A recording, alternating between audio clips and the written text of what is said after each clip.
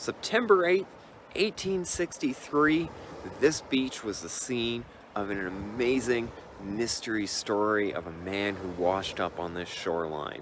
So that morning, the Albright children who lived just around here were looking out and they seen something here laying on the beach, and they decided to go down and investigate. And with that childhood enthusiasm to go and investigate, they found something there, and to their surprise, it was a man half alive. So quickly they ran up. There's a farm field just over here where they found Robert Bishop and William Eldridge, and they grabbed them, headed back down to this beach, and then assisted the man into their cabin just up here to warm him up and revive him back to life. And this is where our story today starts. And what a story it is, so please stay tuned. We're going to go to all the places, visit the people, the houses, and even the grave, and really in depth take a look into the story of Jerome here on the Digby Neck, who he was, the mystery behind him, and of course, and then at the end, all the historical facts that we could dig up over the last years to fully tell the story of this man who washed up on this shoreline in 1863. So hit that like button so other people can see this video and know our Nova Scotian history. And I appreciate those likes, and leave a comment and enjoy the video. Here in Sandy Cove and on the Digby Neck, rumors started flaring about this. Word got across this whole entire area very quickly about this man being found with no legs, and of course speculations were thrown out there as to who he was and how he got here and ended up on that beach. They spotted a mysterious ship the previous day in this area that they did not know, so of course they ran rumors about what kind of ship that could be, and everything under the sun. As you know, these small, tight-knitly communities, tell their news, house to house kind of a thing back then, and even probably to this day. So this town was all stir about it, and of course, anyone who was anyone went down to the Albright cabin and took a look at him, tried to get this man to talk, and he couldn't. He was just mumbling, and that's all he could really get out. So nobody knew what he was, who he was, how he got there, what happened to his legs, and anything about him. So the Albrights took him in for a while, and of course, if this man was royalty or something, which kind of was one of the rumors that they had, that he must have been royalty from Europe, being cast away like that and made not to talk. Locals thought there had to be a reason why this man didn't talk. So they thought he was held in silence for, a divine purpose, if you will. So not knowing what to make out of it, they decided that they wanted to move him and get him into a new house here in this area. So when Jerome got here into the Matagan area, first stop, he stayed with Jean Nicola, which was a Russian immigrant who was an entrepreneur in the area, ran a boarding place, and offered boarding to Jerome and took care of him for quite a few years. And he worked a deal out with the Nova Scotia government to offer some pay to, maintain Jerome and offset, of course, the boarding fees for him. So this community and this church behind me is in St. Aphonse. I'm probably saying it wrong because I'm not French-Acadian, unfortunately. But this was the last stop for Jerome. After being shuffled around, he ended up here. And he spent at least a decade in this community under the care of the Comeau family, who did run a post office along this route, which would have been the main route between Yarmouth and Digby. So going all places, Digby Neck, and even further up into Annapolis Valley was in this community here going by. So Jerome kind of turned into almost like a novelty act back then. And people kind of came to see him and, spectate at him and see him curled up by the fireplace. Back then they had traveling carnivals that would have went around, and you'd pay, a dime to see some mystery man, kind of an idea. And of course, he wasn't thrown into a circus or anything by any means, but visitors did pay and bring him treats, and paid, of course, the Comeau family to just visit him and say hi and try to talk to the guy. Of course, Jerome, being Jerome, did not like that and would be pretty grumpy at them and sometimes growl like a dog. So during this saga, one of the biggest mysteries came about. Two sisters arrived at the Comeau house, went inside to see Jerome, and asked to be alone in a room with them. So Jerome followed the two women into a room and supposedly was talking in communication with these two women, and in about half an hour after, the women came out and Jerome never talked again.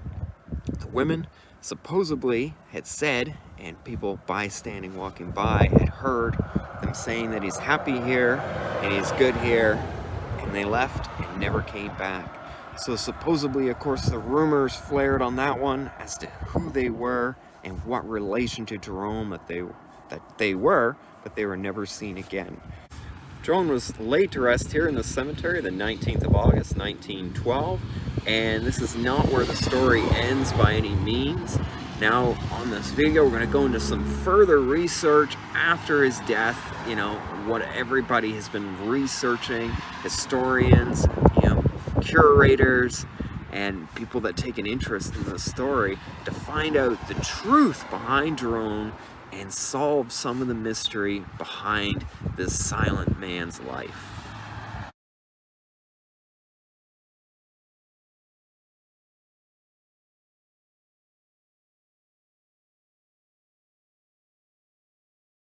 On a shoreline right here along the Salmon River, our story of Jerome takes the biggest twist.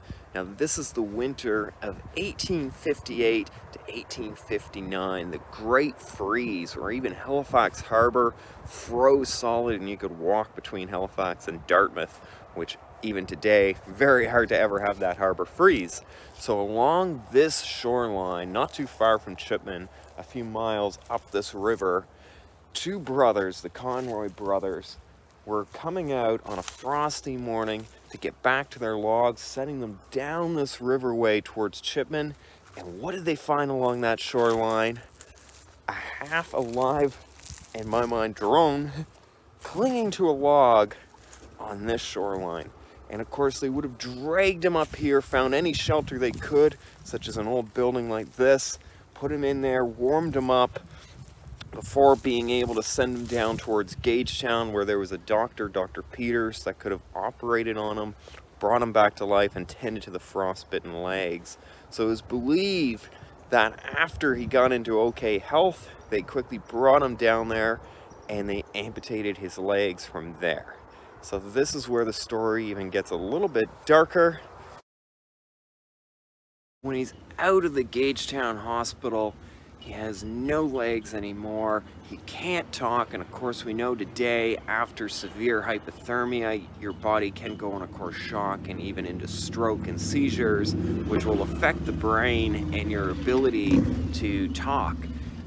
So he really just mumbled from that stage on, and being brought back here into Chipman, which is still to this day a logging community, as you can see by the logs behind me.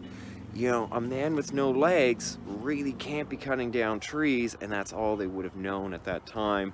That would have been the main source of employment, just like it is today here. So he wasn't much use as a working man in 1859.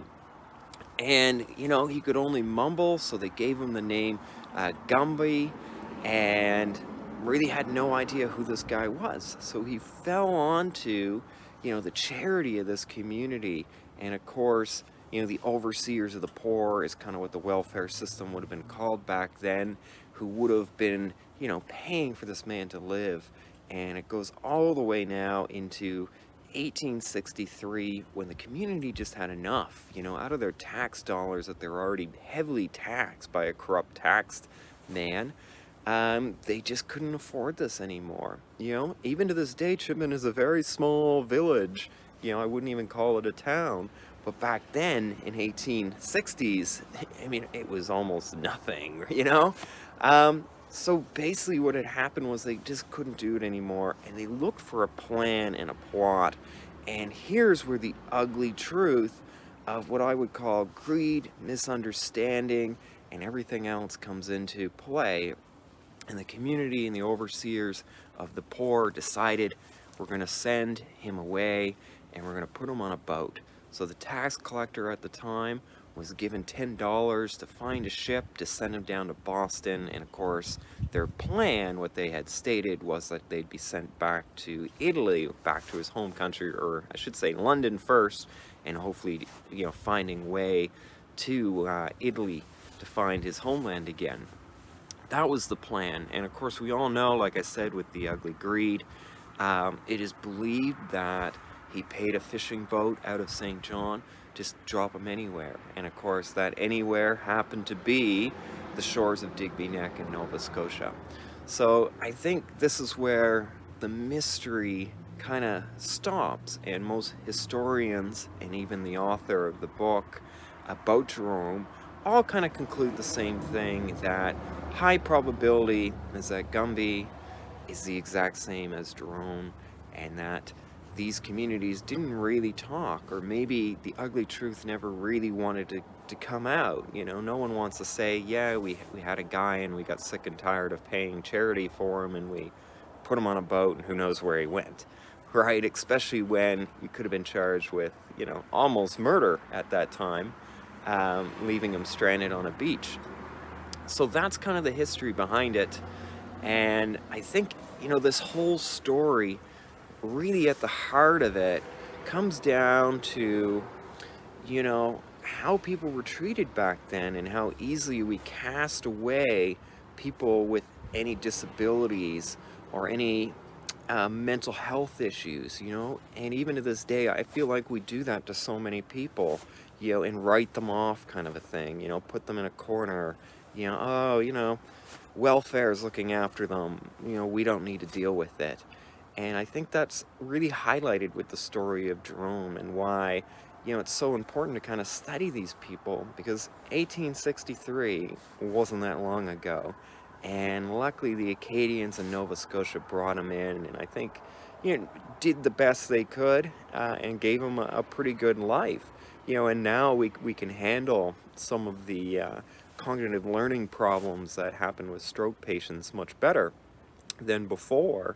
But, it's not that long ago that we treated people with mental illnesses and even other conditions that people would have had, physical or mental, in a totally different way. And we need to remember those stories and, remember the story of Jerome so that we treat people better in the future. Because I don't even think to this day we're treating people equally when they have conditions like that.